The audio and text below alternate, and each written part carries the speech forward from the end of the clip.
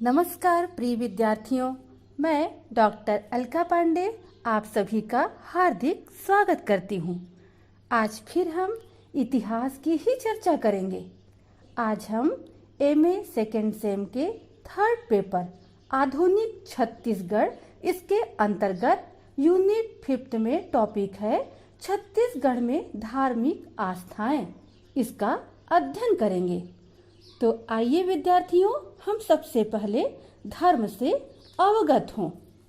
धर्म वास्तव में स्वभाव को कहते हैं। जब स्वभाव ही धर्म है तो हर व्यक्ति का अपना अलग धर्म होता है।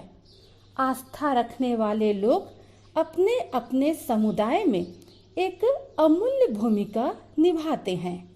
धार्मिक स्वतंत्रता एक मौलिक अधिकार है। ऐसा माना जाता है कि धर्म मानव को मानव बनाता है। छत्तीसगढ़ भारत का एक राज्य है। यह क्षेत्र प्राचीन काल से ही गौरवान्वित रहा है। छत्तीसगढ़ वैदिक और पौराणिक काल से ही विभिन्न संस्कृतियों के विकास का केंद्र रहा है। यहाँ पर वैष्णव, शैव, शाक्त, बौद्ध इत्यादि संस्कृतियों का विभिन्न कालों से प्रभाव रहा है। महाकवि कालिदास का जन्म भी छत्तीसगढ़ में हुआ, ऐसा माना जाता है।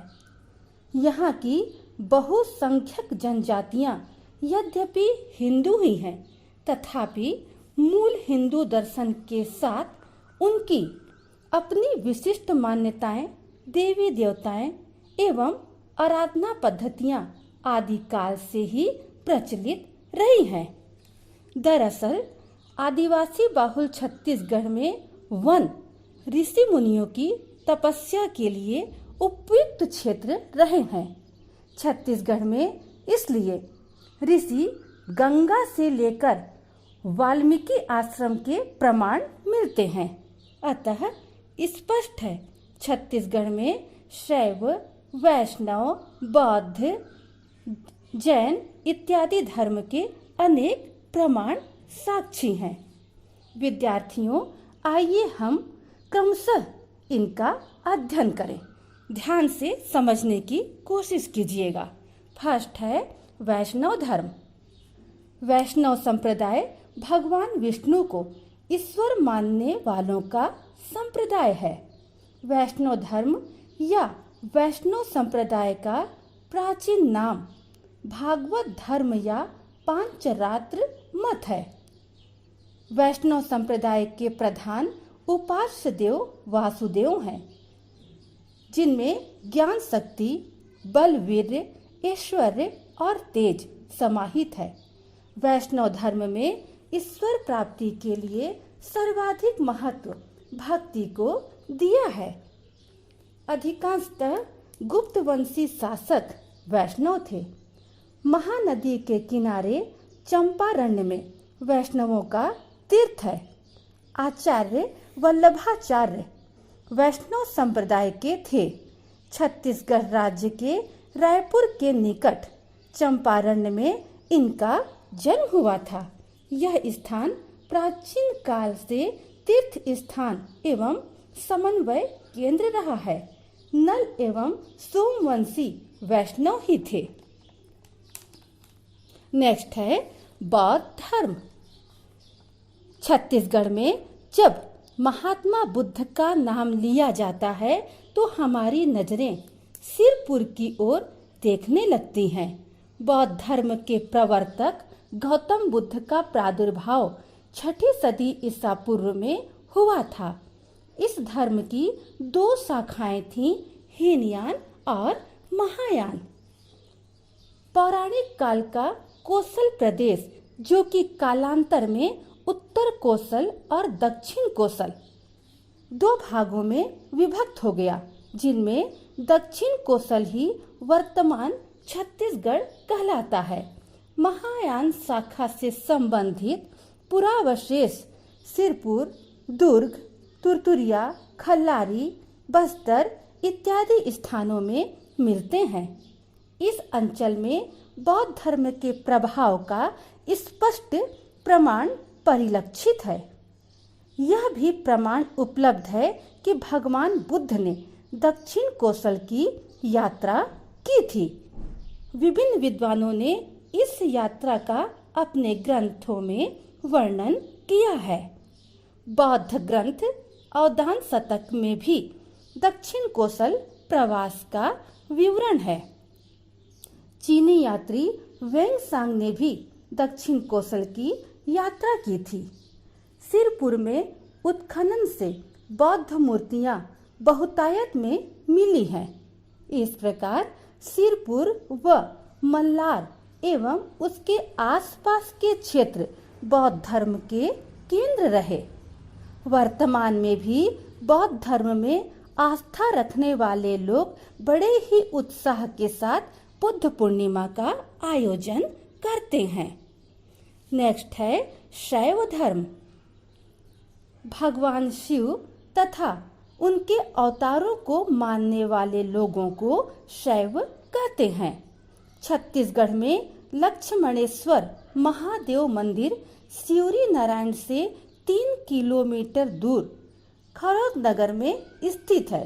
इसे छत्तीसगढ़ की काशी भी कहा जाता है। मंदिर के गर्भगृह में एक विशिष्ट शिवलिंग है।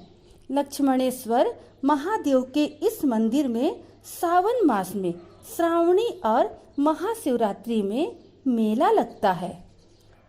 बहुतायत मात्रा में श्रद्धालु यहाँ अपनी मनोकामनाओं को पूर्ण करने के लिए आते हैं। इसी प्रकार सरगुजा जिले में देवगढ़ स्थित है, जहाँ शैवकालीन प्राचीन मंदिर है और इसके चारों ओर अनेक रुद्रों का मंदिर स्थापित था। देवगढ़ छत्तीसगढ़ की मंदिर एवं मूर्ति कला में अपना महत्वपूर्ण स्थान रखता है।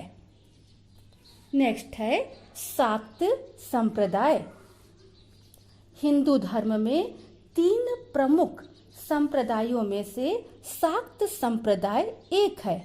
आदि शक्ति अर्थात देवी की उपासना करने वाला संप्रदाय शाक्त संप्रदाय कहलाता है।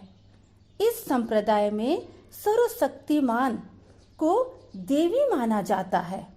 स्पष्ट है, शाक्त अर्थात भगवती शक्ति की उपासना। यह हिंदू धर्म में पूजा का एक प्रमुख स्वरूप है। छत्तीसगढ़ में शाक्त पूजा के अस्तित्व के रूप में यह प्रमाण रतनपुर, जगदलपुर, कांकेर, कोरिया, सरगुजा के राजवंशों की आराध्य दुर्गा, काली, महिषासुरमर्दिनी या इन्हीं के विविध रूपों को मानने के प्रमाण हैं। आज भी छत्तीसगढ़ शाक्त संप्रदाय को मानने वालों की संख्या बहुतायत में है। नेक्स्ट है जैन धर्म। जैन शब्द जिन शब्द से बना है, जिसका अर्थ है जितना। जिसने स्वयं को जीत लिया उसे जितेंद्रिय कहते हैं।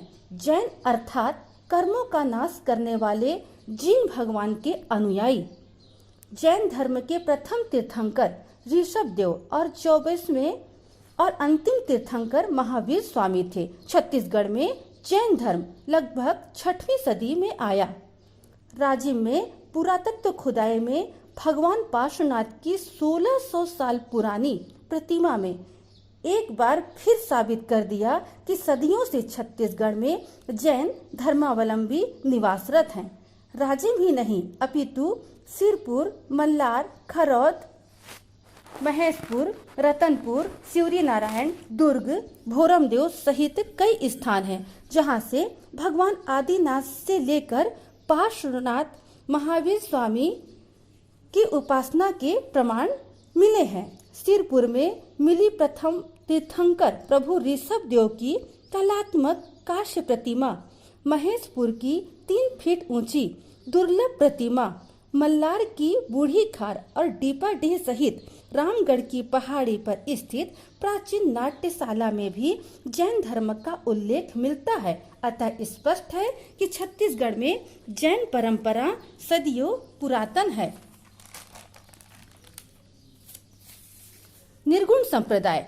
छत्तीसगढ़ के अनेक स्थल जहां सगुण उपासक के केंद्र मिले हैं, वहीं छत्तीसगढ़ में निर्गुण उपासना के भी केंद्र मिले हैं। इस निर्गुण उपासना पद्धति में छत्तीसगढ़ में दो पंथों का विशेष प्रचार हुआ था, एक सतनामी पंथ तथा दूसरा कबीर पंथ। सतनाम पंथ के आदि पुरुष गुरु घासीदास महाराज थे, ये निर्गुण उपासक संत थे। दूसरा कबीर पंथ के प्रवर्तक संत कबीर थे। कबीर के शिष्यों में उनकी विचारधारा पर एक पंथ की शुरुआत की, जिसे कबीर पंथ कहा जाता है। कबीर पंथी में सांस्कृतिक चेतना के प्रतीक गुरु को बहुत अधिक महत्व दिया गया है। विद्यार्थियों, स्पष्ट है, प्रत्येक विशिष्ट धर्म अपने ही तरीके से अपने सिद्धांतों और मतों के अनुसार उसका अनुसरण करते हैं। हमारे छत्तीसगढ़ में अनेक धार्मिक आस्थाएं हैं। आवश्यकता है प्रत्येक मान्यता को तर्क की कसौटी पर कसने की। अतः छत्तीसगढ़ में विभिन्न धर्मों के अनुयायी होने के बावजूद भी यहाँ आपसी सामंजस्य की झलक दिखती है।